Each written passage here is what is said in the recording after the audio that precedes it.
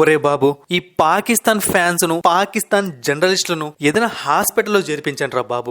వీళ్ళను భరించడం మన వల్ల కాదు. వీళ్ళతో మనం పడలేము.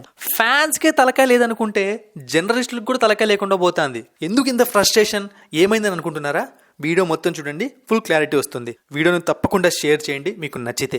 రీసెంట్ గా T20 వరల్డ్ కప్ 2024లో ఇండియా ఓడిపోయింది. ఆ విషయం పక్కన పెట్టేద్దాం. అయితే మొన్నే జస్ట్ ఆదివారం team India world championship of legends లో పాకిస్తాన్ పైన ఫైనల్లో గెలిచింది. సో అది ఇంటర్నేషనల్ వరల్డ్ కప్ పైన రిటైర్మెంట్ ప్రకటించి ఆడుతున్న ఛాంపియన్షిప్ అయినా వీళ్ళు మన మీద గెలవలేరు. కేవలం మన మీద పడి ఏడుస్తూ ఉంటారు అంతే. అసలు ఏం జరిగిందంటే ఈ మ్యాచ్ లో అంబటి రాయుడు చాలా మంచి నాక్ ఆడాడు. టీమిండియా ఈ ఫైనల్ మ్యాచ్ లో గెలిచింది అంటే అంబటి రాయుడు వల్ల అని కూడా మనం చెప్పుకోవచ్చు. ఈ లీగ్ లో ఎవరు ఆడారు అంటే రిటైర్మెంట్ ప్రకటించిన దిగ్గజ ఆటగాళ్ళనమాట. అందుకే దీనికి లెజెండ్స్ అని పేరు పెట్టుకున్నారు. కేవలం ఇండియా పాకిస్తాన్ ఒకటే కాదు, వేరే కంట్రీస్ కూడా వచ్చాయి, వాళ్ళందరూ ఓడిపోయారు. యువరాజ్ సింగ్ కెప్టెన్సీలో టీమిండియా కప్పు కొట్టింది. అయితే ఇప్పుడు పాకిస్తాన్ క్రికెట్ ఫ్యాన్స్ మరియు పాకిస్తాన్ జర్నలిస్టులు పడుతున్న బాధ ఏంటి అంటే, యాక్చువల్గా ఇక్కడ ఒక పాయింట్ క్లియర్ చేయాలి. వాళ్ళు బాధపడట్లేదు, అబద్ధాలు మాట్లాడుతున్నారు, పనికిరాని మాటలు మాట్లాడుతున్నారు. వాళ్ళు పెడుతున్న కామెంట్స్, వాళ్ళు రాస్తున్న ఆర్టికల్స్ చూస్తూ ఉంటే చాలా కంపరంగా అనిపిస్తోంది. టీమిండియా చీట్ చేసి గెలిచిందట. ఈ మాట అంటుంది ఎవరో తెలుసా? చీటింగ్ లో సర్టిఫికేట్ తీసుకొని మెడల్స్ తీసుకున్న వాళ్ళు మనల్ని చీట్ చేసేమంటున్నారు. చాలా కామెడీ.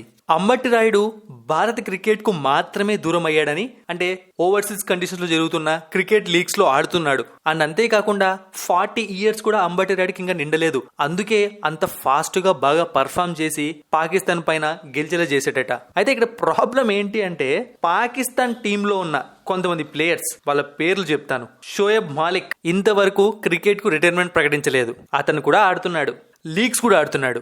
అతను ఒకటేనా అంటే ఇంకా సర్జిల్ ఖాన్, అమీర్ యామిన్ ఖాన్, వీళ్ళ వయసు ఇంకా 34 years మాత్రమే. మరి వీళ్ళు వచ్చి ఎలా ఆడారు పాకిస్తాన్ టీం కు? అంబటి రాయుడుతో ఎందుకు ప్రాబ్లం వస్తుంది? ఒకవేళ అంబటి రాయుడు తొందరగా అవుట్ అయి ఉంటే వీళ్ళకి ఏ ప్రాబ్లం వచ్చేది కాదు. అంబటి రాయుడు ఒక హాఫ్ సెంచరీ చేసి గెలిపించాడు కాబట్టి ప్రాబ్లం వస్తుంది. సో అందుకే చెప్పాను అనమాట, వీళ్ళని ఎక్కడికైనా వెళ్ళి చూపించండి, హాస్పిటల్లో చేర్పించండి. అది అన్ని దేశాల వాళ్ళకు కొంచెం మంచిది అనిపిస్తుంది. మరిన్ని ఇంట్రెస్టింగ్ వీడియోస్ కోసం సబ్స్క్రైబ్ చేయడం మర్చిపోకండి.